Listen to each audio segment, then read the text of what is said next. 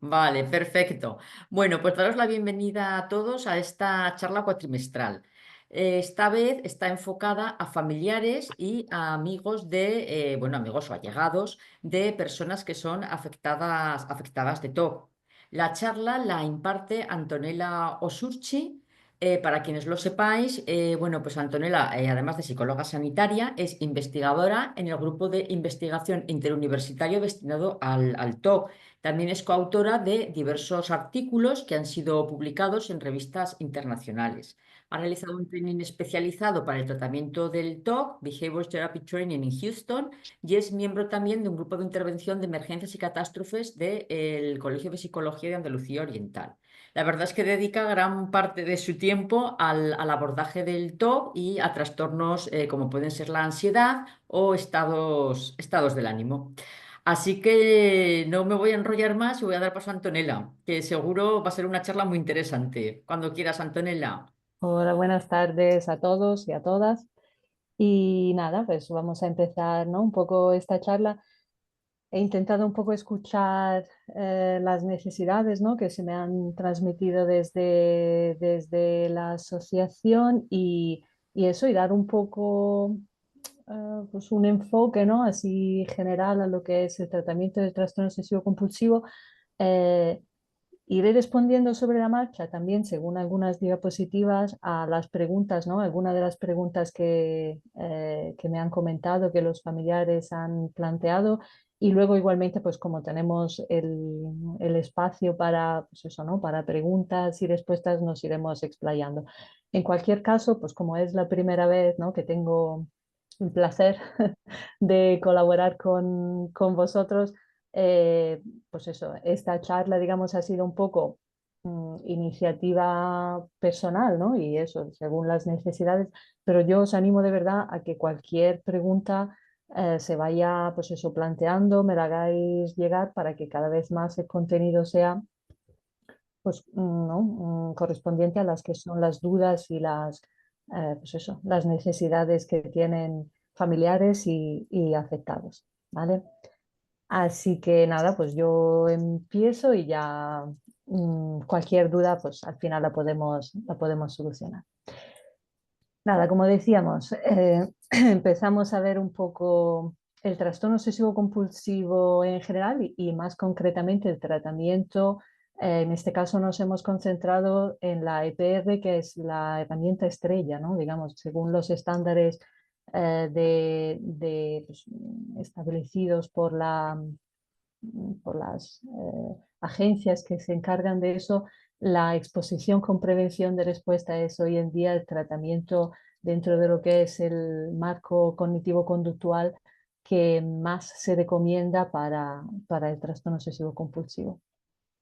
Nada, aquí simplemente pues he puesto algunos ejemplos, ¿no? De lo que es el TOC para dar una idea que ya lo sabréis vosotros mejor que yo, de la gran variabilidad que puede tener este trastorno dentro de lo que es ¿no? Un cuadro bien definido, bien reconocido, pues puede asumir muchísimas caras distintas, ¿no? Entonces, pues solo algunos ejemplos de Laura, pues trabajadora en centro de menores. Me he equivocado con la edad, creo, ahora que lo estoy viendo, pues 50 años tiene la paciente, pues no puede entrar en su casa, tiene en este caso problemas de contaminación, ¿no? Carlos, 32 años, nadie entra en su casa, no tiene apenas mueble porque en este caso su TOC gira alrededor de la necesidad de control, de saber exactamente dónde está cada objeto personal, con lo cual pues prefiere no tener nada y que nadie invada, ¿no? Su orden para no verlo descontrolado. Pilar, una muchacha de 20 años que sufre ¿no? una sintomatología muy parecida a la del caso anterior.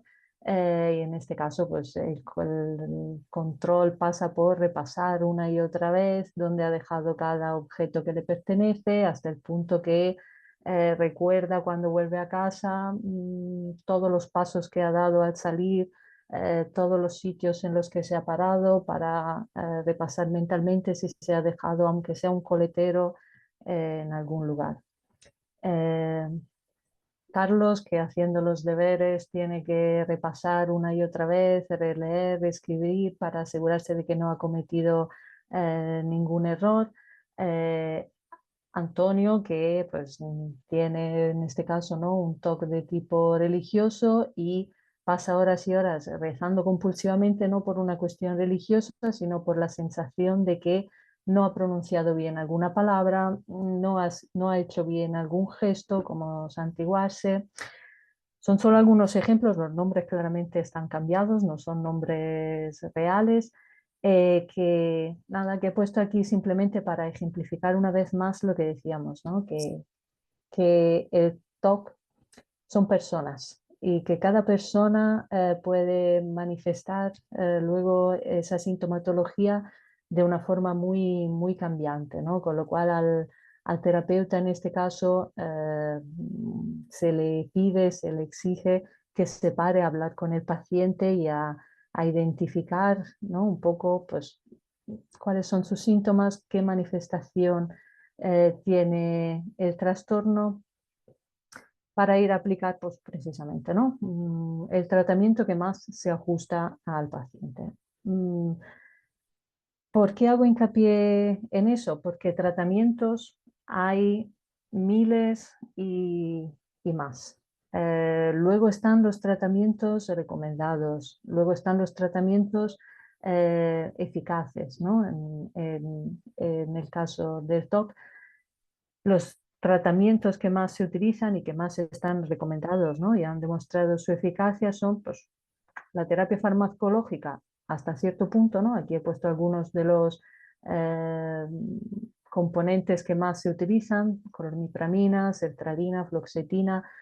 ¿Qué pasa con la terapia farmacológica? Pues que la eficacia clínica está bastante limitada, ¿no? Un 20%, 40% de reducción de los síntomas, que si se utiliza como única herramienta no da grandes resultados.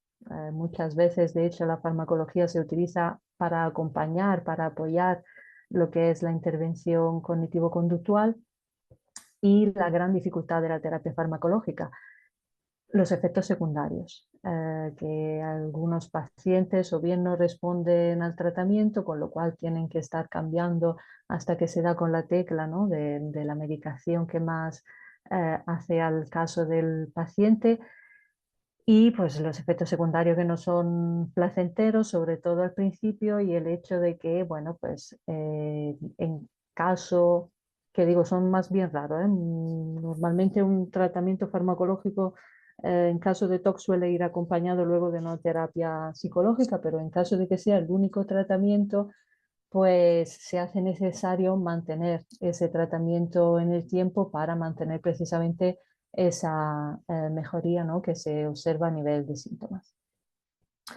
La terapia cognitivo-conductual es hoy en día la terapia recomendada por las guías, ¿no?, de intervención, como por ejemplo la de Reino Unido, que son, digamos, ¿no?, puntera de referencia, la de la APA de Estados Unidos. Se llama cognitivo-conductual porque prevé pues, una parte más bien de discusión de las creencias, de las formas, ¿no?, de pensamiento que están a la base del trastorno obsesivo compulsivo, y una parte que es, digamos, la estrella, la herramienta estrella precisamente, ¿no?, de ese tratamiento, que es la EPR, la exposición con prevención de respuesta, que ahora entraremos un poco en el detalle. ¿Por qué es el tratamiento más recomendado? Porque da un alto porcentaje de respuesta. Estamos hablando de entre un 60 y un 70% de reducción de los síntomas, que es en términos clínicos un resultado muy, muy elevado, muy significativo, porque se ha demostrado que los resultados que se consiguen con la terapia cognitivo-conductual se mantienen a largo plazo, incluso cuando la terapia se interrumpe, sobre todo si a lo largo de la terapia se hace un buen buen hincapié, ¿no? Se hace mucho hincapié en lo que es la prevención de recaída. Eh, el pero que tiene ese tipo de tratamiento es el compromiso que requiere por parte del paciente, la motivación que requiere por parte del paciente, porque como veremos, la exposición no es para nada fácil, ¿no? Aunque se intente hacer de manera gradual y poquito a poco, pues se requiere al paciente pues exponerse a lo que son sus peores miedos, ¿no? Con lo cual, pues a nadie le gusta exponerse a lo que más tememos. Ahora vemos más concretamente a qué nos referimos. Nada, aquí brevemente no me voy a entretener, simplemente cuáles son los objetivos, ¿no? Que nos proponemos cuando queremos intervenir sobre un caso de trastorno obsesivo compulsivo, teniendo en cuenta esa doble composición, ¿no? De la terapia cognitivo-conductual. Pues por un lado empezaríamos por intentar influir sobre esa valoración negativa que la persona atribuye a los pensamientos primero intrusos y luego obsesivos. Intentaremos modificar las creencias erróneas que están detrás de esa valoración excesiva que se da a los pensamientos, y empezamos a pasar a la parte más conductual, que es la de presentar a la persona, hacerla consciente, digamos, del papel funcional que tienen las conductas que realiza en respuesta a esos pensamientos, para ir desmontando todas esas conductas que, si bien de primera le hacen sentir más seguro, se convierten en el potenciador, digamos, en precisamente la clave del bucle obsesivo-compulsivo.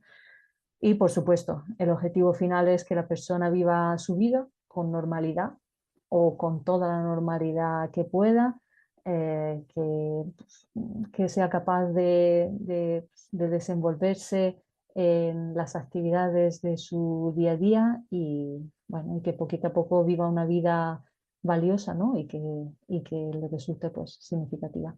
Sobre estos temas, como decía, no me he querido parar demasiado porque son muy técnicos, un poco tedioso. En cualquier caso, si surgieran dudas y, ¿no? Pues, quisierais, pues, a profundizar el tema de las creencias, por supuestísimo se puede profundizar. Simplemente, igual como una primera toma de contacto, no es lo más, lo más recomendable. Pero en fin, hay muchas, pues eso, ideas y creencias que sustentan un poco, pues, este círculo vicioso, ¿no? Que sería un poco eh, la base del TOC. ¿Cómo surgen los pensamientos obsesivos? Bueno, pues en principio los pensamientos obsesivos no son obsesivos, son pensamiento intruso, que, como, bueno, a lo mejor sabéis, no son fenómenos patológicos, sino más bien son pensamientos, son fenómenos que todo el mundo experimenta, toda la población experimenta. El típico pensamiento que de repente nos paramos a decir: ¿y esto a qué viene? ¿Por qué he pensado esto? ¿Qué pasa? Que algunas personas, en función de, bueno, pues de parte de su predisposición genético-biológica, o en función de su aprendizaje, experiencias previas, a esos pensamientos le empiezan a atribuir importancia o una valoración negativa, ¿no? Pues no lo dejo pasar, sino que me para a pensar: ¿por qué he pensado esto? ¿A qué viene esto? Al darle esa importancia, esa valoración negativa, el pensamiento me genera ansiedad, y en respuesta a esa ansiedad siento la necesidad de realizar una conducta para quedarme tranquilo, para eliminar el pensamiento, para eliminar cualquier duda, ¿no? De que algo malo pueda pasar. A realizar esas conductas, efectivamente, a corto plazo consigo reducir mi ansiedad, pero esta es la trampa del TOC, ¿no? Porque con esa conducta que reduce mi ansiedad, estoy reforzando la idea de que ese pensamiento merece un trato distinto al trato que le damos a cualquier otro pensamiento. Acabamos teniendo la sensación de que no ha pasado nada gracias a que he hecho algo. y ahí entramos en la trampa del TOC. Más concretamente, pues vamos a verlo, ¿no? En términos muy concretos. El caso que he puesto antes entre los ejemplos, Laura, una mujer de 50 años, madre de 2 hijas, trabaja en contacto con niños y adolescentes en un centro de menores, con lo cual un entorno, ¿no? Pues muy revuelto a veces y un poco conflictivo. Laura, antes del episodio que ahora contaremos, no manifiesta conductas obsesivo-compulsivas, pero sí es cierto que realizando la entrevista con la paciente, pues nos damos cuenta de que se define como una persona atenta, muy responsable, que está muy encima, ¿no? de los demás, muy protectora y con unos matices pues un tanto excesivos, ¿no? De responsabilidad excesiva, de hacerse cargo, de pensar bien las cosas antes de hacerla. ¿Vale? Hay ahí, pues a ojo clínico, ya indicios que nos hacen ver que esa persona está predispuesta a sufrir pues, una sintomatología obsesivo-compulsiva. En el caso concreto de Laura, pues hay un evento desencadenante, en otros casos no los hay. Eso luego en las preguntas lo profundizaremos, ¿no? He visto que había una pregunta más o menos que iba en ese sentido. No necesariamente tiene que haber un evento desencadenante, en algunos casos sí los hay. En el caso de Laura, pues hay un accidente en el patio del centro de menores en el que trabaja. El accidente no es grave, pero muy aparatoso. O sea, hay sangre de repente, ¿no? Ya de hecho cuenta esa imagen de la bata manchada de sangre como una imagen que la deja muy impactada. Y además en el momento puede encargarse nada más que de la niña que ha tenido este pequeño accidente y de hacer que los demás niños pues no se vean afectados o no se preocupen y tal. Pero claro, una vez en casa, pues ahí tenemos un pensamiento intruso, esa imagen de la bata manchada de sangre y la importancia empieza a darle vueltas. Empieza a darle vueltas, que la niña podría tener alguna enfermedad, que igual esa enfermedad me puede haber contagiado de ella y la estoy llevando ahora a mi casa. Y recordamos, ¿no? De esa importancia. Y si ahora por mi culpa mis hijos se contagian de algo, yo soy la culpable. ¿Cómo voy a estar sin hacer nada? Esa importancia hace que el pensamiento, ¿no? Pues genere ansiedad, siento la necesidad de hacer algo y al empezar a hacer algo, el pensamiento se repite una y otra vez. Algunos de los pensamientos, ¿no? De Laura, pues soy mala madre si expongo a mis hijas al contagio, ¿no? Si lo he pensado y lo puedo prevenir, soy una inconsciente si no lo hago.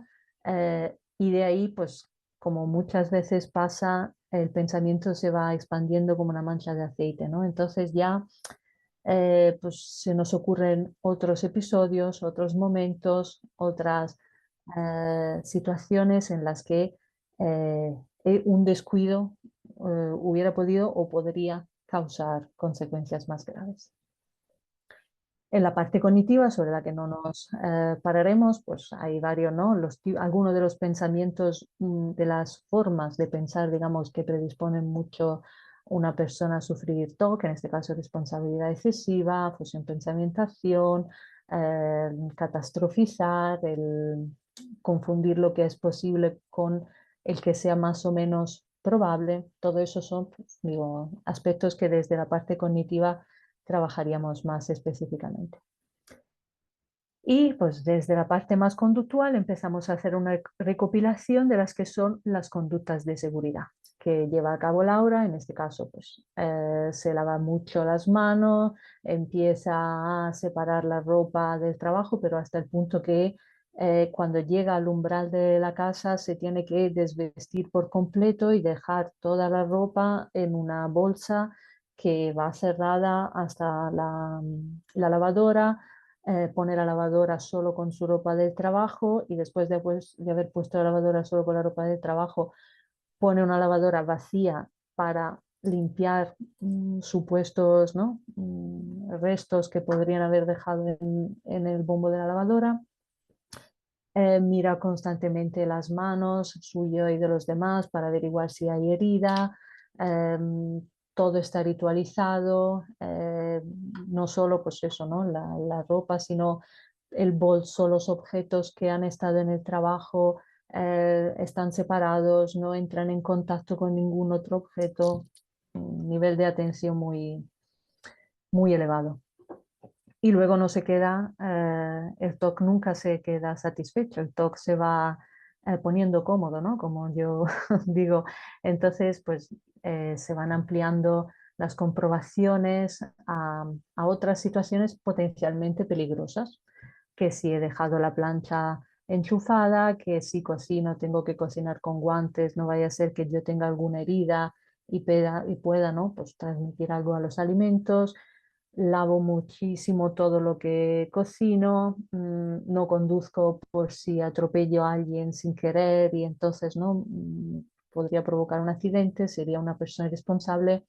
Esa sensación de responsabilidad excesiva que acompaña constantemente Laura, y la idea de si soy consciente de ello y no hago nada para prevenirlo, soy lo peor. Muy brevemente, empezamos, ¿no? Haciendo prueba, el BDI es un inventario de depresión y la puntuación de 24 indica que Laura está sufriendo un estado depresivo bastante de moderado a grave. Eh, el iVox es un inventario de obsesiones y compulsiones. 24 es una puntuación que también indica que estamos frente a una sintomatología bastante grave. No realizamos otras pruebas porque a través de la entrevista, pues Laura colabora muchísimo, nos va contando un poco todo y no se detecta, vamos, no tenemos indicio de otra patología, con lo cual, pues mejor no sobrecargar al paciente de demasiadas pruebas. Y empezamos, pues eso, ¿no? Con un poco de autorregistro para que Laura nos vaya detallando qué conducta realiza, qué pensamientos le surgen. Le hablamos del TOC, de cómo se presenta, de cómo se desarrolla, de las distorsiones cognitivas que están a la base del TOC, de la ansiedad. Le damos alguna lecturilla y sobre el tema. Y eso, ¿no? Y empezamos con actividades agradables, es decir, nos interesa también que su estado de ánimo vaya mejorando, y a través de las actividades agradables empezamos con pequeños experimentos conductuales que no son específicamente exposiciones, pero sí nos dan ya la posibilidad de abrir un poco la cárcel, ¿no? En la que el TOC está metiendo a Laura, porque efectivamente el estado de ánimo tan bajo deriva también del haber tenido que renunciar de repente a muchísimas actividades, porque cada vez que vuelvo a casa me tengo que limpiar, vivo con el miedo de estar contagiando a mis familiares, con lo cual empezamos por, vale, pues mantenemos tus compulsiones, tus conductas de seguridad, pero ya que las hemos discutido un poco, ya que hemos visto que quizá no son tan reales como el TOC te hace pensar que son, pues le vamos proponiendo pequeños retos, ¿no? Que no generan mucha ansiedad, pero que pues, un nivel mínimo de ansiedad le van provocando. Vale, pues, ¿qué hacemos a partir de aquí? Nos metemos ya manos a la obra, más con la parte de exposición con prevención de respuesta. La palabra lo dice: exponerse al miedo y prevenir la respuesta que normalmente realizaríamos para eliminar el malestar que nos produce el exponernos al miedo. Entonces, nos exponemos a lo que más tememos y eliminamos la conducta de seguridad correspondiente. Nos acordamos del esquema que hemos puesto al principio, ¿no? De cómo se va generando el trastorno obsesivo compulsivo. Sería eso, pues vamos a generar ese punto de ansiedad sin llevar a cabo la conducta de seguridad correspondiente. Dejando claro que, y eso luego a lo mejor lo profundizaríamos en las preguntas, ¿no? En la fase más interactiva, que por supuestísimo no se puede hacer todo de golpe, que es un trabajo de ir muy poco a poco, porque el miedo es real. La persona realmente cree, pues en el caso de Laura, ¿no? Laura realmente cree que está poniendo en peligro la vida de sus hijas, con lo cual desafío, ¿no? Aquí estamos entre familiares, desafío a cualquier familiar a que se le dijera, no, tú no te preocupes, enfréntate, pues prueba a poner en peligro la vida de tu hijo, a ver si, ¿no? Si, si seríamos capaces de hacerlo. Lo cierto es que hay que ir venciendo ese miedo poquito a poco y se hace de manera colaborativa, ¿no? Junto con la paciente se va generando esa jerarquía de exposición, que es una jerarquía porque se van marcando escalones de menos a más y se va empezando pues, por el estímulo que genera menos malestar. Lo va haciendo, ¿no? Hay un orden, elegimos cómo exponernos a cada estímulo, cuándo exponernos a cada estímulo y realizamos con la paciente idealmente una sesión de EPR a la semana o más, si, ¿no? Si hacemos un tratamiento más concentrado, más intensivo, y siempre se le recomienda que el mismo ejercicio se repita entre sesiones, porque claramente, pues como cualquier entrenamiento, digamos, cuanto más se repite, pues más se aprende, ¿no? Y más rápido se aprende. Para verlo un poco más concretamente, aquí os he puesto la que fue en su momento la jerarquía de exposición de Laura, ¿vale? Porque a veces hablamos así en términos muy genéricos de exposición al miedo, pero creo que es importante verlo más concretamente.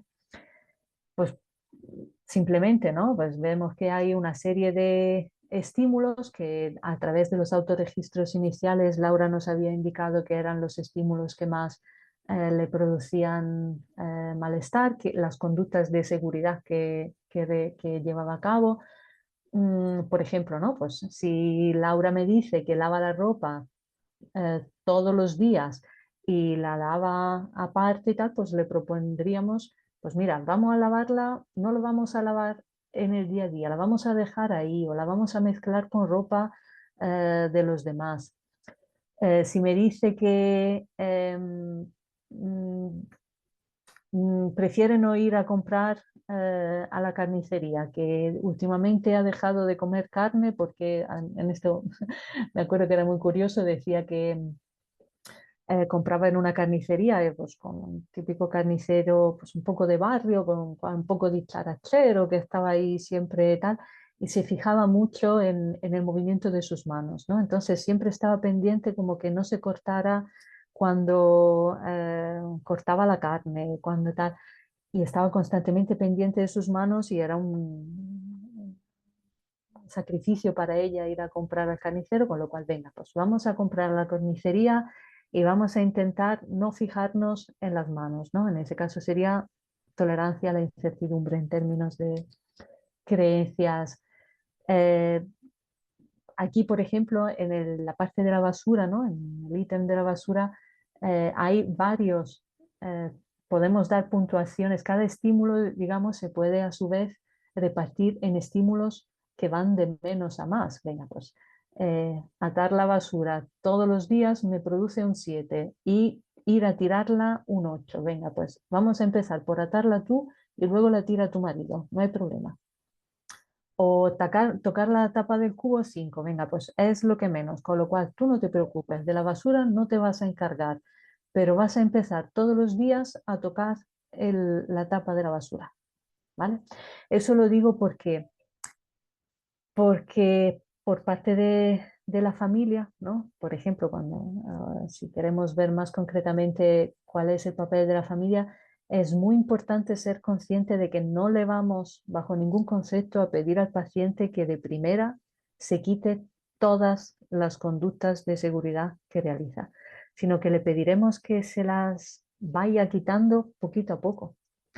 Y si mientras tanto el marido tiene que tirar la basura, pues mientras tanto el marido tirará la basura.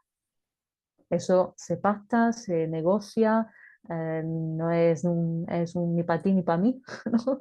Digamos, pero tiene sentido dentro de lo que es que no le puedo pedir de primera a una paciente que cree que está matando a su hija, pues dejando su ropa en la lavadora, que pues eso, que se ponga el mismo jersey 2 días y que lo lave con toda la ropa y que manipule su ropa y la de los demás con toda normalidad. ¿vale? Bueno, sobre esto ahora cualquier pregunta, pues volvemos a analizarla. Nada, a partir del momento en el que empezamos con el módulo de exposición con prevención de respuesta, pues todas las sesiones más o menos siguen el mismo patrón. Revisamos las tareas asignadas, cualquier duda que haya surgido, elegimos un nuevo estímulo si la paciente se siente preparada. Empezamos por hacer esa discusión cognitiva si es necesaria de las creencias, ¿no?, que llevan el paciente, la paciente a mantener esas conductas. Hacemos una exposición en la consulta o en casa del paciente si fuera necesario, y esa exposición además puede ser real, por así decirlo, en vivo, en directo o en imaginación. Es decir, por ejemplo, la lavadora igual no la podemos poner en la consulta, o a lo mejor pues si no vamos a la casa de la paciente por X razones no la podemos poner, pero sí podemos generar esos relatos de inundación que son escenas, historias en las que el paciente, la paciente imagina hacer la conducta que más teme realizar, y además imagina que efectivamente se dan las consecuencias negativas que teme que puedan darse, ¿vale? Que es un poco un punto en el que los pacientes se quedan así bloqueados, como, ¿cómo voy a pensar qué va a pasar lo que más temo? Pues imaginar qué pasa lo que más temo y no hacer nada para corregirlo ayuda al cerebro a generar ese efecto de habituación. Es decir, el cerebro se da cuenta de que estoy lanzando una alerta, no estoy haciendo nada y no pasa nada. Lanzo una alerta, no hago nada y no pasa nada.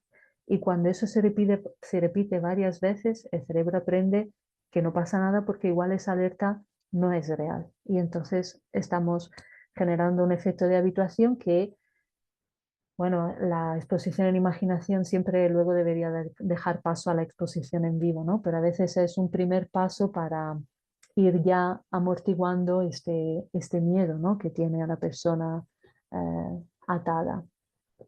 Y eso, pues además asignamos tareas para la semana siguiente, la invitamos, ¿no?, a que repita el ejercicio entre semana, y que, por supuesto, ¿no?, a todo el mundo, pero en el caso en el que haya una depresión en comorbilidad, pues actividad agradable, significativa. Y aquí nos estamos concentrando, por ejemplo, solo en el TOC, pero luego hay pacientes que tienen, ¿no?, otras patologías y requieren que se vayan tocando otros aspectos también en el transcurso de la sesión de terapia.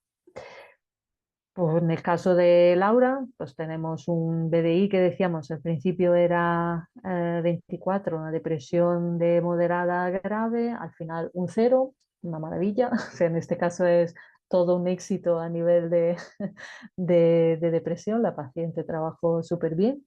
Y el iVox, que hemos dicho, ¿no?, el cuestionario sobre obsesión y compulsiones, que pasa de un 24, que es un resultado muy significativo. El punto de corte clínico está en 9, es decir, a partir de 9 se considera que hay trastorno obsesivo compulsivo, ¿vale? Con lo cual 24 ya es una puntuación bastante elevada. Terminamos con un 6. Un 6 es un resultado no significativo, es decir, nos viene a decir que la paciente sigue teniendo pensamientos intrusos, alguna, ¿no?, idea de, uy, esto igual puede perjudicar a mi familia, o, ay, esto que acabo de hacerlo no estoy segura, pero no es una puntuación clínicamente significativa, es decir, no nos indica la presencia de un trastorno obsesivo compulsivo. Y eso creo que es importante, y, ¿no?, y bueno, simplemente lo lanzo ahí, eh, porque a veces los pacientes, los familiares preguntan, pero entonces siempre tendré pensamientos intrusos. Pensamientos intrusos los tenemos todos, ¿no? El tenerlo no es indicativo de tener un TOC. Cuando nos interfiere con nuestra vida y cuando nos perjudica en nuestro día a día, entonces es cuando estamos hablando de un TOC. Si no, dejamos que por nuestra mente entren y salgan todos los pensamientos que quieran entrar y salir, que bienvenidos son, ¿vale? Y bueno, pues algunas valoraciones de Laura que nos indican pues eso, que tenía superado ese miedo. Nada, pues aquí, hasta aquí mi charla, que no sé si me he extendido demasiado y en cualquier caso ahora volvemos sobre lo que haga falta, vamos, Muchas si hace gracias, falta. Antonella. Nada, vosotros. Ha estado súper bien y además tenemos mucho tiempo para las preguntas y respuestas. Genial. Voy Eh, a dejar de compartir la pantalla, si os parece bien, o la dejo por si hay que volver sobre alguna pues, diapositiva. pues voy a dejar esta. Si quieres dejar de compartir la tuya, Vale. o si no, lo quito todo y ya está. Bueno, em, pues si tenéis preguntas, podéis levantar la mano. Por ejemplo, Bel ha levantado la mano, le voy a dar paso. A ver. Sí, Bel, adelante. Hola, Hola, mucho muy gusto buenas. Antonella y Encantada. saludos a todos desde México. Mi pregunta es, ayer también entré a una sesión bueno, para familiares, ¿no? De personas que tienen TOC. Y yo preguntaba, yo estoy como apenas conociendo este trastorno, o lo estamos conociendo, mi esposo lo tiene y no habíamos, pues parecía que no era necesario tener como un tratamiento porque su vida es bastante funcional.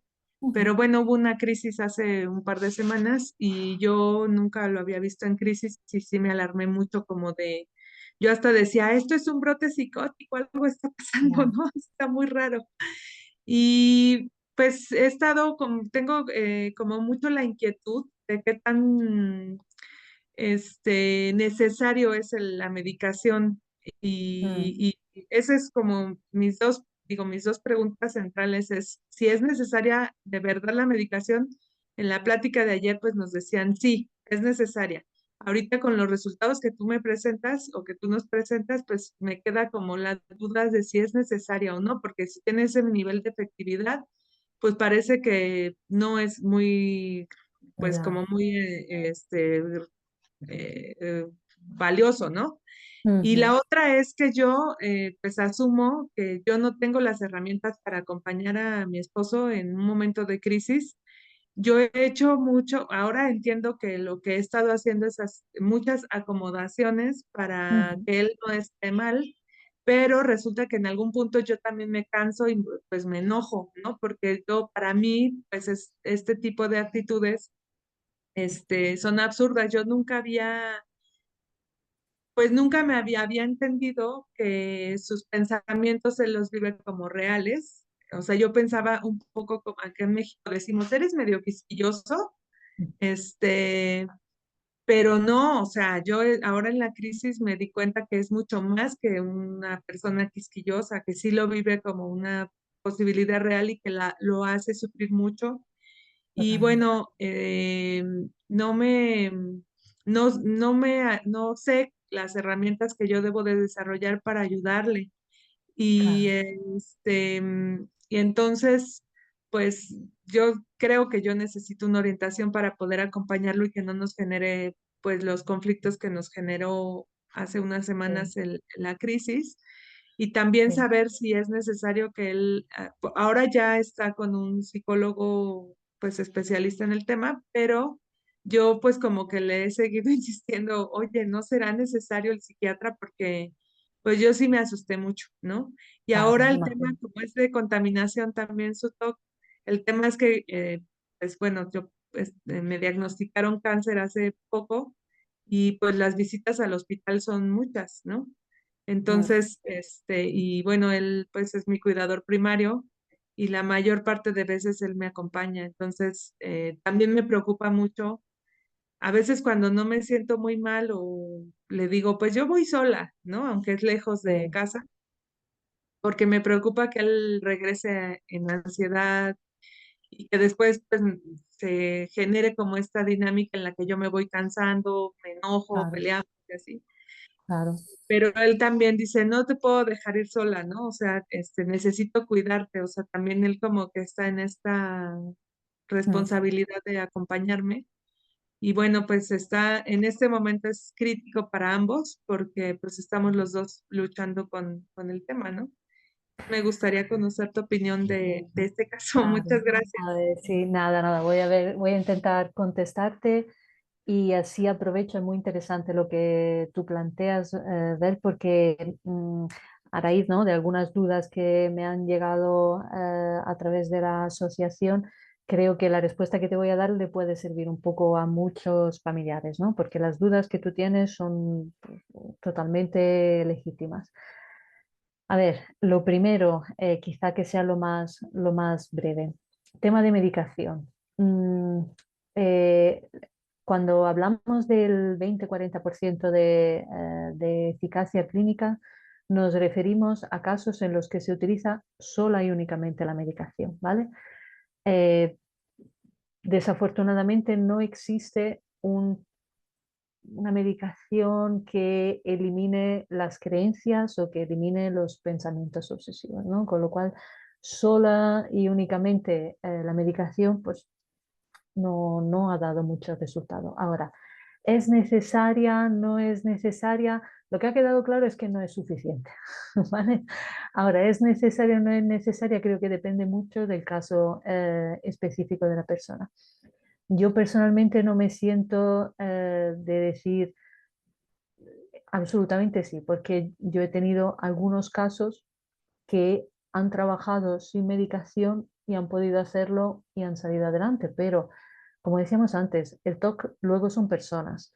Y cada persona tiene sus circunstancias, tiene un nivel de gravedad, ¿no?, de la patología u otras circunstancias añadidas que hacen más o menos necesario el uso de medicación, con lo cual eso yo lo hablaría con el psicólogo, por ejemplo, ¿no? El psicólogo, si es experto en TOC, ya, aunque no sea psiquiatra, no pueda valorar, pero puede, hablando con el paciente, valorar, pues oye, pues, creo que igual pues, la medicación te podría ayudar, o vamos a intentar empezar sin medicación y luego si hace falta la añadimos.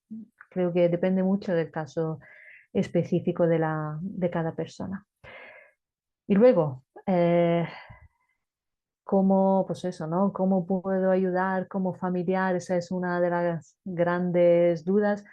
A ver, yo considero, a ver, lo mismo, necesario, pues yo qué sé, idealmente muy útil que los familiares participen, sobre todo si hay convivencia, ¿no?, a la terapia. Si no hay convivencia, bueno, pues se puede trabajar. Pero ¿qué pasa? Que efectivamente creo que los familiares tienen que conocer sí o sí lo que es el TOC, porque efectivamente desde fuera se puede ver como una manía o ¿no? Hay que ver qué quisquilloso, ¿no?, se ha vuelto. Realmente la creencia pues, precisamente causa un gran malestar a la persona. Es difícil pedirle a una persona que cree que está pues, eso, ¿no?, provocando graves consecuencias, decirle, no, no lo hagas, confía en mí y ya verás que no pasa nada. Confiar, ¿no?, tiene sus límites y efectivamente lo suyo sería que con la colaboración del familiar, sobre todo si hay convivencia, repito, se trabajara con el psicólogo para que no haya lo que tú decías, ¿no?, ese amoldarse a lo que el TOC pide. Había preguntas, ¿no?, al respecto y así aprovecho también para contestarlas. Muchas veces los familiares preguntan, ¿no? Entonces tengo que hacer todo lo que el paciente me dice porque el TOC le dice que si no, no. Lo suyo sería, pero eso claro, hay que hacerlo, ¿no? Pues, hablándolo con el paciente, eh, negociándolo, haciéndole entender, ¿no?, la lógica que hay detrás. Cuanto más la familia se amolda y realiza las conductas que el TOC pide que se realicen, a lo que estamos ayudando es al TOC, no al paciente. Y igualmente os pido, ¿no?, a los familiares que estáis aquí que no toméis mis palabras al pie de la letra, porque efectivamente tampoco puedo pedir, venga, pues a partir de ahora no le hagáis ni caso y haced todo lo que os dé la gana, que no os importe nada. No, pero efectivamente es importante que por parte de la familia no se retroalimente el TOC. Algunos de los casos más graves que he tenido Recuerdo un caso en concreto, muy brevemente os lo comento simplemente como un ejemplo, en el que la paciente no realizaba ninguna conducta compulsiva, porque todas las conductas compulsivas las realizaba su madre. ¿Qué pasa? Que la paciente pues no se movía a lo mejor de la cama. Antes de ir al baño, su madre tenía que limpiar todo el baño y se tenía que lavar las manos antes de limpiar el baño y después de limpiar el baño. La paciente iba al baño, lo utilizaba, no tocaba nada, volvía a su cama, la madre la tenía que limpiar. Estamos hablando de una persona adulta que, claro, yo no tengo compulsiones, pero tengo una persona a mi alrededor que está haciendo todas las compulsiones y la madre estaba quemadísima. ¿Por qué? Porque la madre no sufre TOC, es consciente de que todo lo que está haciendo no es una precaución útil, digamos, pero el miedo es, si no lo hago, mi hija se rompe. Si no lo hago, la ansiedad que va a sufrir, pues ese sería precisamente el trabajo que realizaríamos en la consulta, ¿no? Pues con la paciente y con la madre, mira, esto tu madre va a dejar de hacerlo y tú te vas a enfrentar a este miedo pensando esto, ¿no? Y enfrentándote a este miedo. No sé si más o menos he contestado, veo que hay muchas preguntas y... Sí, Antonella, Sí, si te parece, vamos a ir contestando las preguntas que sí, te han hecho sí, por el sí, formulario. sí, ¿Quieres que te sí, sí. las lea yo o tú, como quieras? Como tú prefieras. Yo las tengo aquí, pero si quieres leerlas tú, perfecto. Pues a O... ver, voy a leerlas. Sí. Las tengo aquí. ¿Cómo se debe acompañar durante una crisis de TOC? Hasta hace poco mi esposo padecía no requerir medicamento, pero en junio me diagnosticaron cáncer y las continuas idas al hospital lo han ido tensando. Hace unos días tuvimos que fumigar la casa y eso lo llevó a la crisis. Yo había aprendido a vivir con muchos de sus rituales, pero no había presenciado una crisis. Me exigió hacer una serie de cosas absurdas para limpiar la fumigación que por mi condición de salud me parecieron muy desconsideradas y en mi desesperación le pedí el divorcio. Como condición para seguir juntos acordamos que necesita psiquiatra y psicólogo, pero yo me di cuenta que no tengo herramientas para enfrentarme a momentos así. Él dice que siempre ha tenido rituales, pero que antes de esta crisis solo tuvo una durante la pandemia del COVID. Por favor, ayúdenme. Esa ha Ujú. sido Bel, me parece. Bel, ¿ha sido tu pregunta? Esa, ¿verdad? Sí, Esa ya la han sí, contestado. Vale. sí, Quizás si Antonella puede ir mirando, porque igual muchas se agruparán, sí. serán Vale, sí. parecidas. Sí, de hecho, ¿no? Pues he visto que muchas veces se repetía ese tema de cómo puedo ayudar a mi familiar. Creo que el punto está un poco ahí, ¿no? En que, pues, idealmente, pues, hay una guía por parte de un psicólogo. Yo invitaría al familiar a participar, si no en toda, porque pues tampoco es necesario, pero que puntualmente igual pues se reúna con el psicólogo o con el psiquiatra, ¿no? Que siga el caso, que se vayan acordando con el paciente pasos de exposición, y los pasos de exposición implican al familiar no realizar las conductas que el TOC pide que realice, ¿no? La familia tiene que ir retirándose, es decir, yo como familiar es difícil, ¿no? Pensar, si yo no hago esto, mi hermano, mi marido, mi hijo sufre muchísima ansiedad, pero es que esa ansiedad necesita sufrirla para enfrentarse al miedo y descubrir pues, que la conducta que lleva a cabo no es necesaria. Claramente, repito, mis palabras, tomarla con pinza. Eso hay que hacerlo de manera pautada, pero paulatina, ¿no? Es importante que los familiares tampoco realicen las conductas de seguridad. Luego había un detalle de una pregunta que se refería, ¿no? Al caso de una persona, cómo puede ayudar a una persona con TOC que salga de una depresión. Eh, pues creo que, bueno, lo mismo, ¿no? Habría que ver un poco el caso específico, pero la idea sería que si hay otras patologías añadidas, como una depresión u otro trastorno de ansiedad, se tenga aún más eh, cariño a la hora de ayudar al paciente.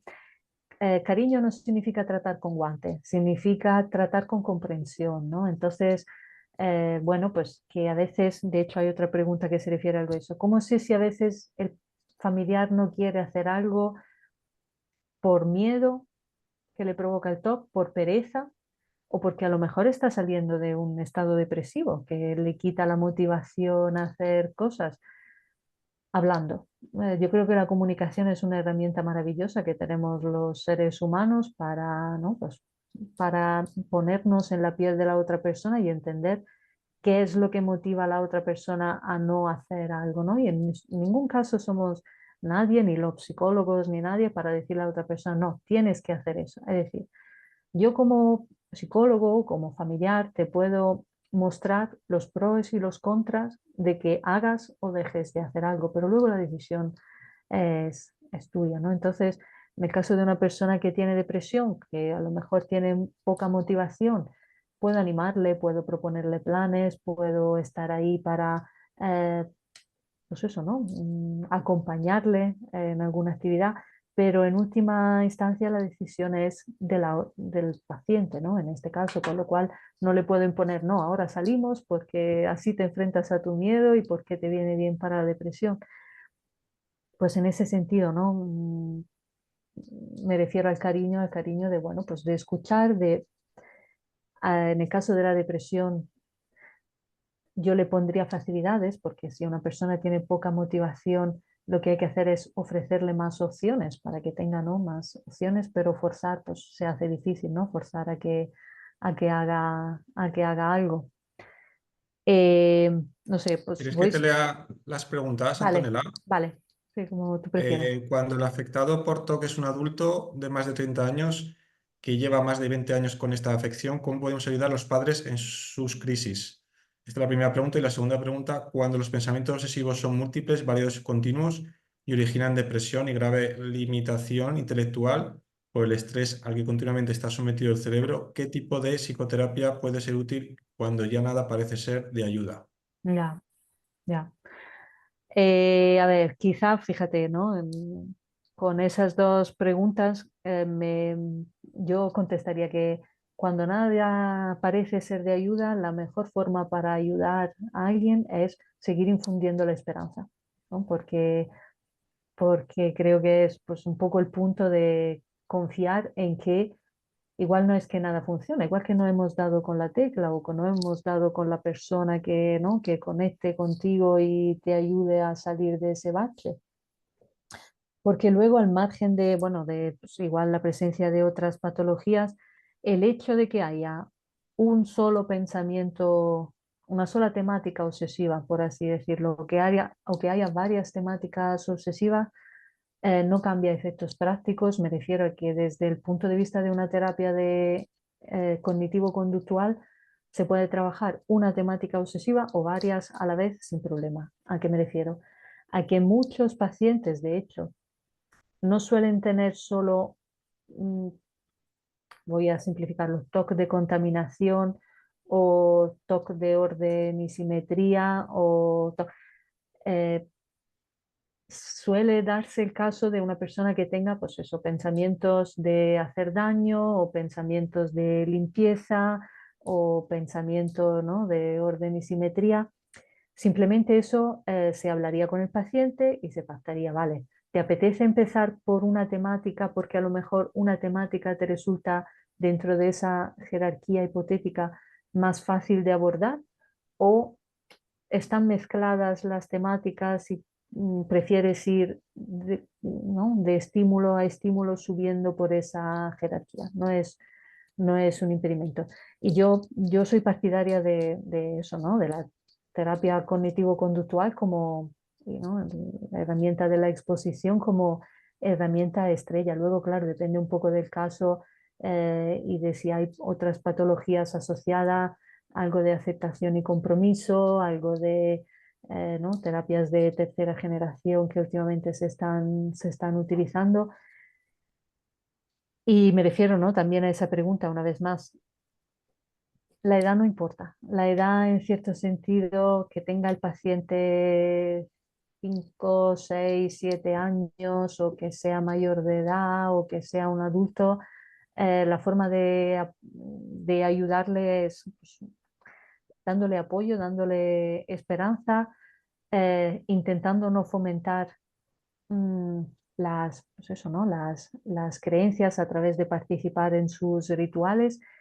Y bueno, habría algunos matices que eso quizá pues darían para otra charla, que serían en el momento de la crisis, muchas veces desde fuera los que rodeamos, ¿no?, al paciente intentamos razonar el por qué no debería hacer algo o el por qué no tiene sentido.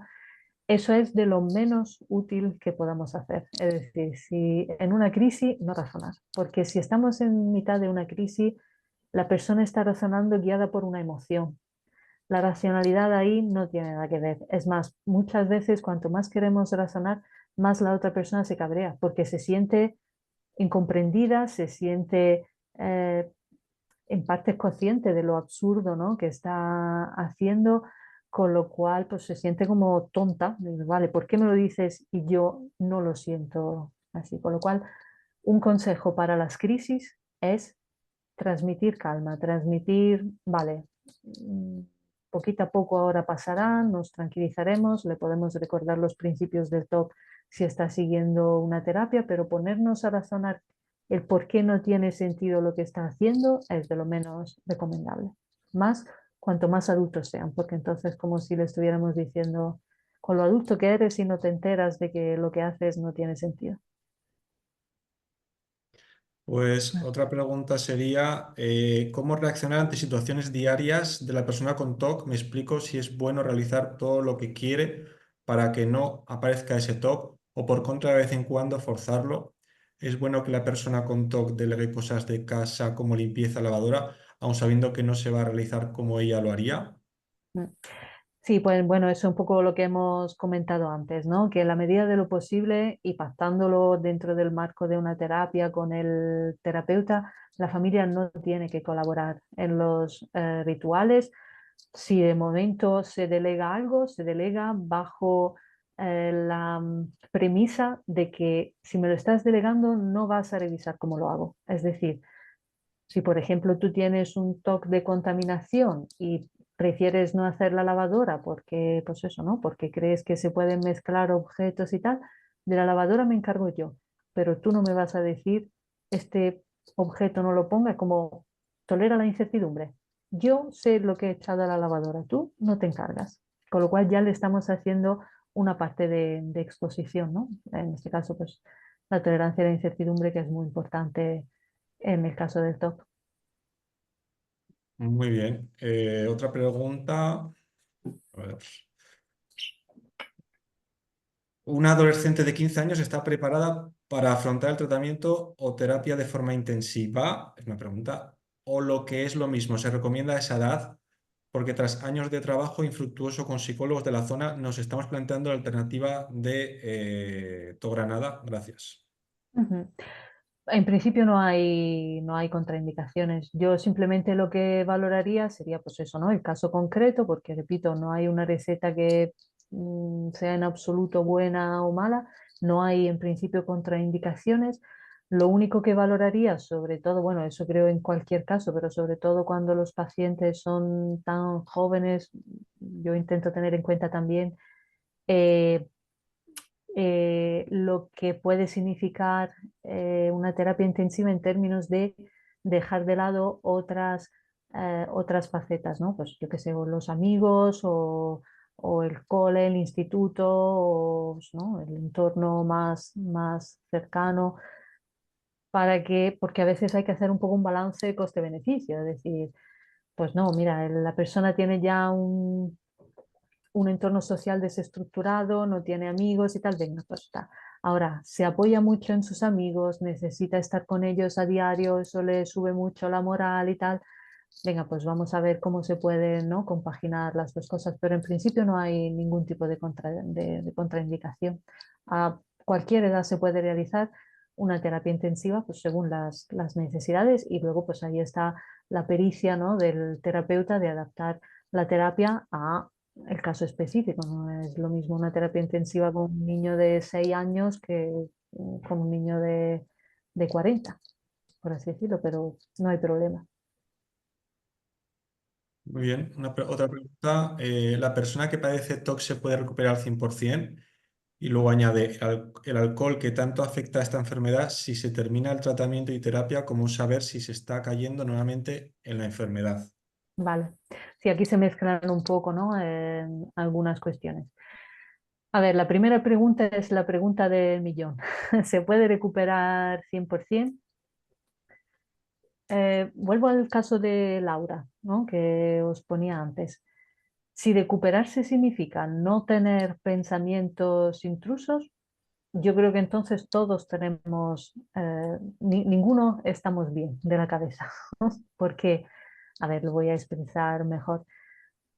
Todo ser humano tiene pensamientos o en algunos momentos de su vida pensamientos reiterativos que se quedan, ¿no? ahí bloqueados, que nos llevan a actuar para no sentir malestar, que se repiten, que son raros, que son absurdos, que son molestos.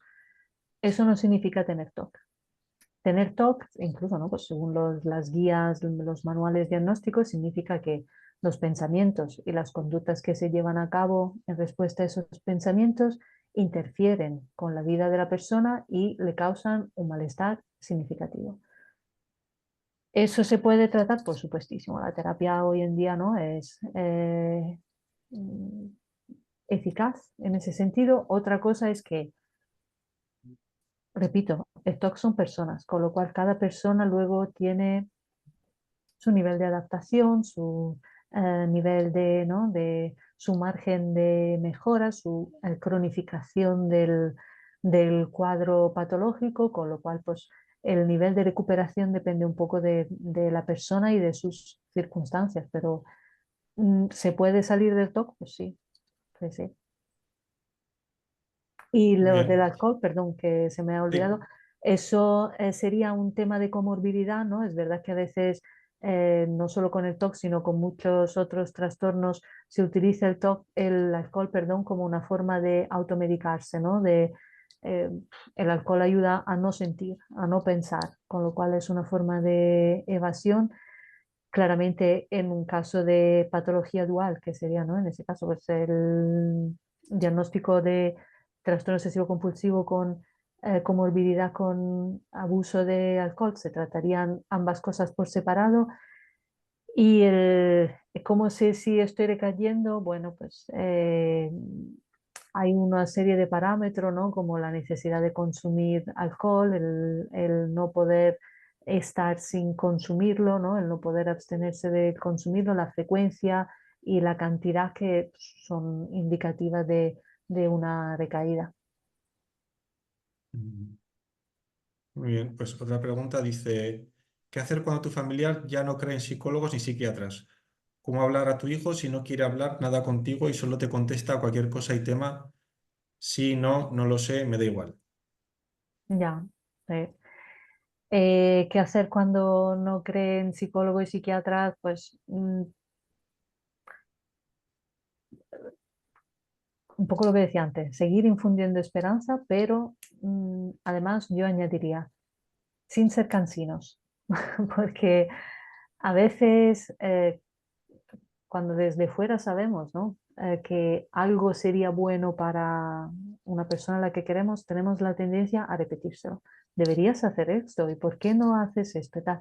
Lo cierto es que cuanto más lo hacemos, más probable es que la otra persona se eche para atrás. Eso en psicología tiene un nombre, se llama el reflejo de corrección, ¿no? Si vemos que una persona va por un camino que no es bueno, tenemos la tendencia a decir, no, no, no, deberías hacer lo otro. Cuanto más nos movemos en esa línea, más la otra persona probablemente responderá con sí, no. ¿Por qué? Porque se espera que en cuanto nos diga algo, le va a caer un chaparrón, le va a caer un te lo dije, deberías, porque no hace, todos lo hacemos, ¿no? Eh, con lo cual creo que, ¿qué hacemos? Pues escuchar. A veces lo único que quiere la otra persona es encontrar un lugar en el que sentirse libre de expresar lo que siente y cómo se siente sin sentirse juzgada, sin sentir que le digamos te lo dije o que no, que le estamos diciendo, sino venga, estás sufriendo, aquí estoy para escucharte. Y a veces ya solo eso ayuda a que la otra persona haga su proceso de darse cuenta de que necesita ayuda y que pues, igual pida ayuda a un profesional y ojalá encuentre un profesional que, ¿no? que le pueda ayudar. Ujú. A ver, esta pregunta que me va a costar. A ver, si en niños pequeños se puede diagnosticar ya de TOC, si se puede prevenir un posible TOC en adultos mediante la terapia con los niños que tienen conductas obsesivas. O sea, yo entiendo que si se puede prevenir el TOC diagnosticando el TOC de niños o De algo así. pequeño, ya, sí, sí, sí. A ver, ahí hace falta mucho ojo clínico, ¿no? Y un poco de tolerancia a la incertidumbre por parte del profesional también. ¿Por qué? Es cierto que el TOC se manifiesta desde muy temprana edad, ¿no? Se puede diagnosticar un TOC pues, desde los 4 añitos prácticamente. Ahora, hay un problema con los niños, un problema entre comillas, que algunas conductas obsesivo-compulsivas son evolutivas, es decir, que forman incluso parte del normal desarrollo de un niño, ¿no? Es decir, todos conocemos niños o hemos sido niños o tenemos niños que le gusta tener los muñecos de una determinada manera, que hacen su ritual antes de irse a la cama, que ¿no? tienen determinadas conductas que definiríamos de tipo mágico. Y eso es debido a que precisamente los niños con edades tempranas tienen una forma de pensamiento que es literalmente un pensamiento mágico, con lo cual tenemos que echarle un ojo, estar al loro, o sea, como profesionales, ¿no? Valorar bien para definir si es patológico o potencialmente patológico o si son pues conductas evolutivas, ¿no? Es decir, que conductas por las que el niño pasa y pasará y no pasa nada, ¿no? Se le irán quitando, por así decirlo. Con lo cual, mucha pericia clínica.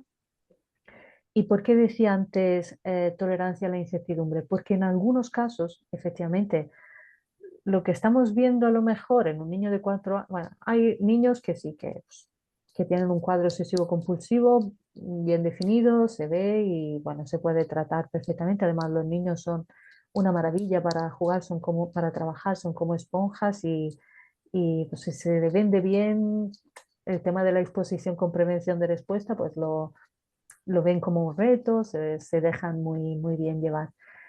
Pero hay niños que a lo mejor tienen un cuadro menos definido, pero el profesional se da cuenta de que, bueno, pues que hay una serie de creencias y de forma de ser y de predisposiciones que sí nos hacen pensar que este niño igual de adulto tendrá problemas de un tipo obsesivo compulsivo.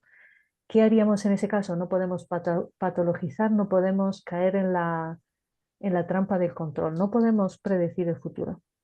Con lo cual, lo único que haríamos con ese niño sería, bueno, pues igual ir trabajando algunas cuestiones que le causan cierto malestar y cierta interferencia y adaptándolo a su edad, haríamos el mismo trabajo que se haría con un paciente de TOC adulto al terminar su tratamiento. Es decir, lo que viene a ser la prevención de recaídas. En ese caso, con el niño no sería una recaída, sería pues eso, plantearle que esas creencias, X creencias no son reales, no tienen importancia, los pensamientos, le haríamos todo el trabajo de psicoeducación que idealmente prevendrá en futuro que caiga en un trastorno obsesivo compulsivo. Y confiaríamos en la buena suerte, toleraríamos la incertidumbre de lo que pueda pasar. Siguiente pregunta. En el TOC es importante averiguar si hay una causa o detonante, sobre todo en pacientes jóvenes como mi hijo de 20 años. Vale, vuelvo precisamente, ¿no? Hacía referencia a eso en las diapositivas al principio.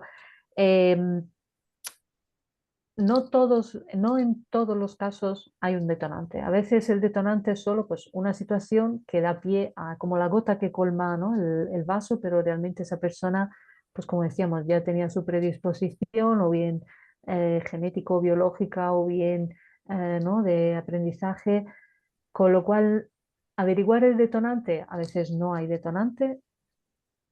Averiguarlo, bueno, puede ser útil a veces para la persona para que le dé sentido, ¿no? A lo que cree, a lo que sufre, pero necesario, pues tanto como necesario no es, entre otras cosas porque a veces no lo hay, a veces es un cúmulo, ¿no? Una suma de situaciones que llevan a una persona a sufrir ese trastorno.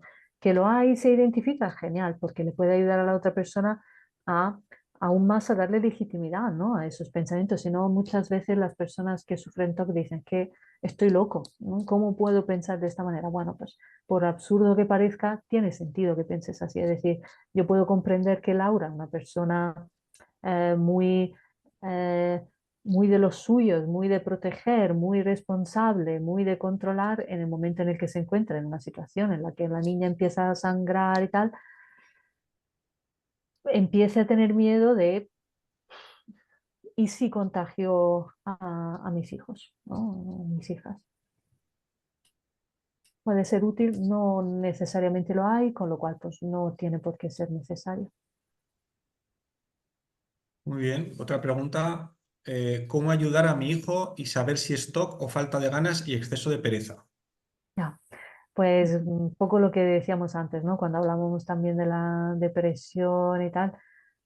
Es una pregunta difícil, porque es verdad que a veces, ¿no? Cuesta averiguar dónde empieza una cosa y termina la otra. Creo que hablando a veces, pero estableciendo un canal de comunicación que sea, en la medida de lo posible, al margen del juicio, ¿no? Es decir, quiero preguntarte no para darte, para regañarte, sino quiero preguntarte para entender cómo ayudarte, para saber cómo puedo estar a tu lado en este momento.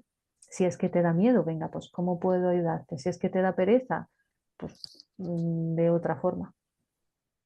Es una pregunta difícil, hablando Bien. mucho. Pues otra pregunta que tiene con la depresión, no sé si la has contestado ya. ¿Cómo poder ayudar a una persona con TOC que salga de una depresión? Sí, hablábamos antes de esa pregunta, ¿no? Pues eso, lo que decíamos con mucho cariño, pues sin presiones, a veces es el dar opciones y el proponer y el estar ahí, ¿no? Para ser de ayuda como una muleta. Una persona que sale de una depresión tiene la motivación bajo mínimo, la capacidad de disfrutar de las cosas bajo mínimo, con lo cual las personas que estamos a su lado lo que podemos hacer es ser su muleta, ni más ni menos. Perdona, ya nos quedan muchas preguntas, como queda poquito rato, tenemos muchas No, pendientes. no quedan muchas, no. Vale, por eso, si no pasamos a ir contestando a las que nos han contestado ya, por Ujú. tema, que no se repitan, así a ver si Sí, podemos meter unas poquitas más.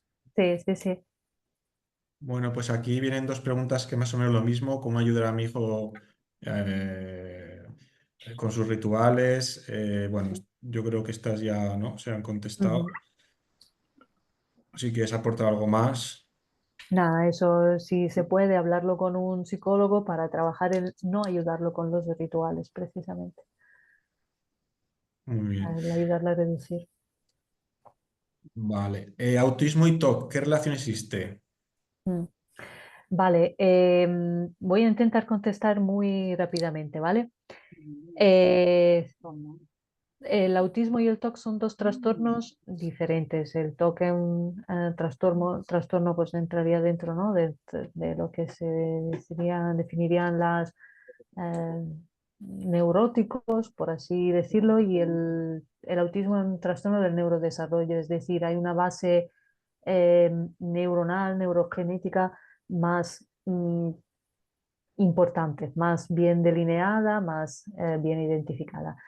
Es cierto que en el autismo, y lo mismo, habría que ver el caso concreto, cada caso es un mundo, pero es cierto que las personas que sufren autismo suelen tener ideas fijas, gustos limitados, cierta rigidez de pensamiento que les puede llevar en algunos, que de por sí, digamos, le predisponen a experimentar conductas incluso obsesivo-compulsivas o episodios de trastorno obsesivo-compulsivo sin que necesariamente sea eso. Es decir, hay algunas conductas que son repetitivas, siempre estereotipadas, ¿no? Se diría en caso de autismo, que no son desde un punto de vista diagnóstico obsesivo-compulsivo, porque pues, es simplificándolo, banalizándolo quizá, ¿no?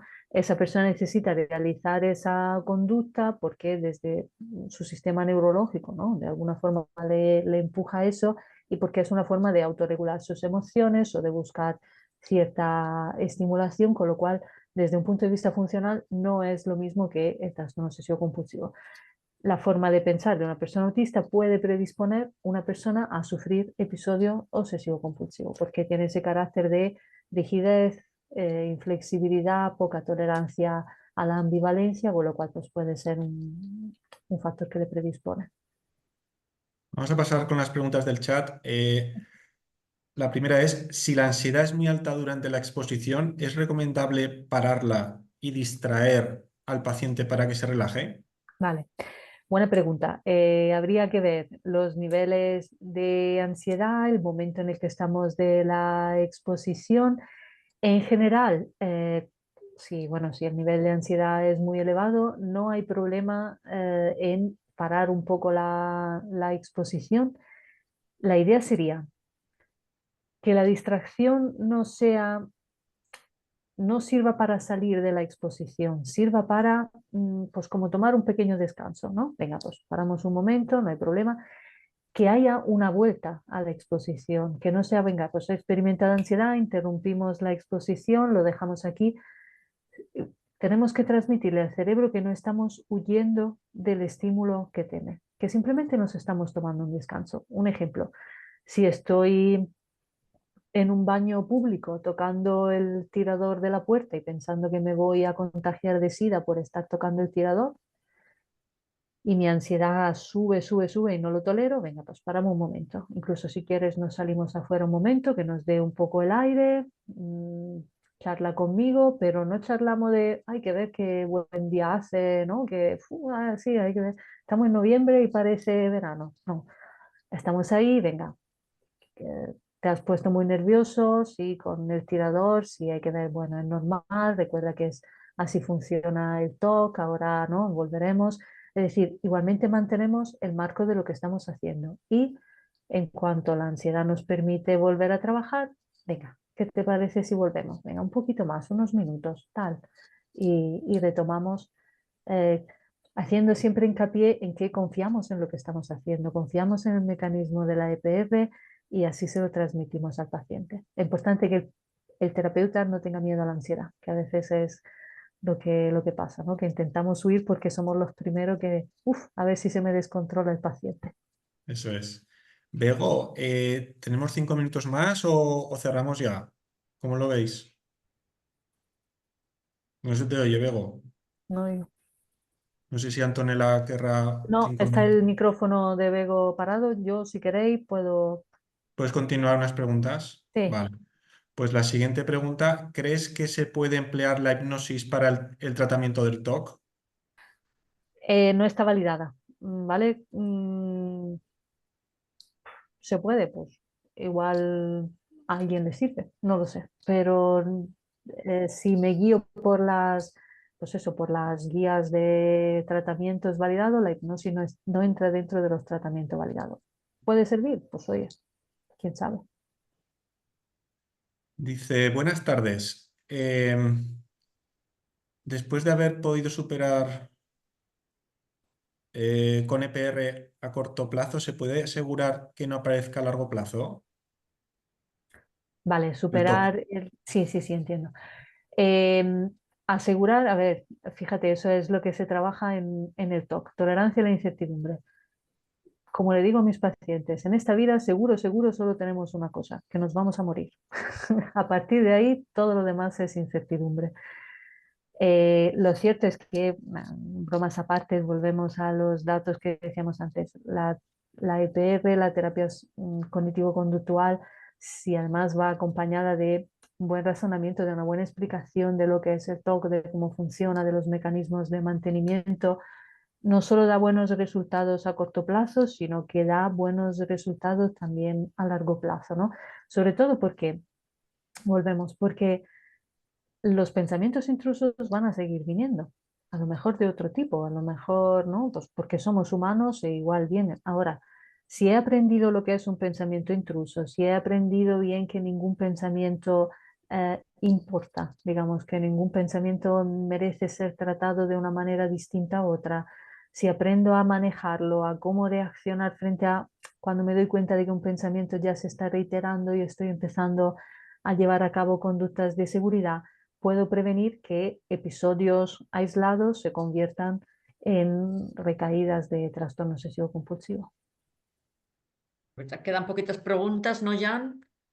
Sí, bueno, la única que queda es una que ya se ha contestado, yo creo, dice, soy madre de una persona con TOC, pero no convivo con él. ¿Cómo podría ayudarle en los momentos que estoy con él? Sí, eso yo creo que lo hemos hablado antes, ¿verdad? Cómo se puede apoyar a los afectados.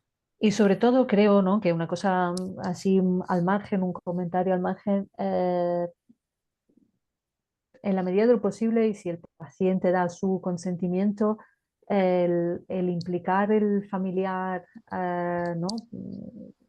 por medio del profesional o lo que es el tratamiento, siempre ayuda, ¿no? Porque si no las respuestas pues se harían como demasiado genérica las respuestas que estoy dando, digamos. Es importante que luego cada caso pues tenga su seguimiento concreto porque hay algunos casos en los que incluso el paciente funciona bien en el sentido de que está realizando su terapia y lo único que se le pide al familiar desde fuera, si el paciente no quiere que participe, tal, es que le dé ánimo, apoyo, eso, ¿no? Esperanza y a veces es lo único que necesitamos hacer, seguir apoyando.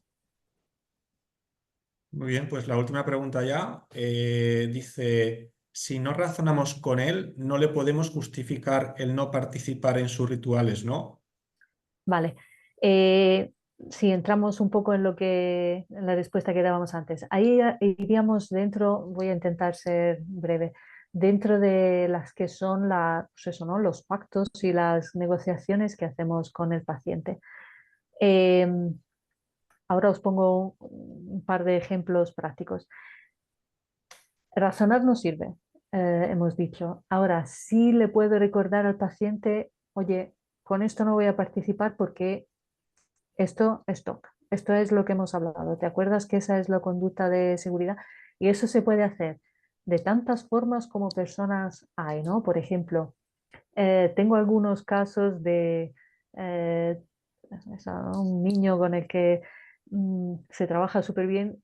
Por ejemplo, ese niño hace muchas preguntas de reaseguración a los padres, ¿no? Necesita su toque, si no hago X cosas, le pasará algo malo a mis padres o tal. Con lo cual el niño a veces no hace los rituales, pero cuando entra en ansiedad le pide a los padres, asegúrame que no va a pasar nada y tal.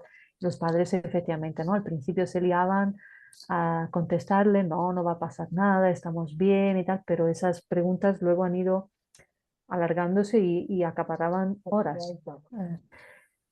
¿Qué se ha trabajado con esos padres y ese niño? Pues que los padres han empezado a darle respuesta al niño, el niño de acuerdo, que no tiene nada que ver. Me asegura que no va a pasar nada, que no os va a pasar nada. Mañana desayunamos tortitas. Pero ahora, eso tiene que estar pactado porque una respuesta sí, si está pactada, vale, me ayuda a encender el chip de, ok, vale, estoy haciendo una pregunta del TOC, si no está pactada, cabrea al paciente, con lo cual habría que a mente fría establecer un poco cómo te puedo contestar en esos momentos para recordarte que lo que estás pidiéndome y que lo que estás haciendo es TOC, sin que te cabrees conmigo porque te estoy recordando que es TOC. Bueno, pues lo vamos a dejar aquí ya, que ya nos hemos ido un poquito de tiempo. Agradeceros a toda vuestra asistencia. Si tenéis más preguntas, pues apuntároslas porque estas charlas las vamos a repetir. Mm. Y bueno, Antonella, ha sido un placer, ha sido una charla muy interesante, lo has explicado todo de una manera muy clara. Igualmente, bueno, eso espero. Y cualquier duda, pues estoy aquí para resolverla.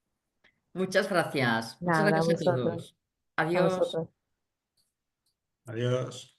Hasta luego.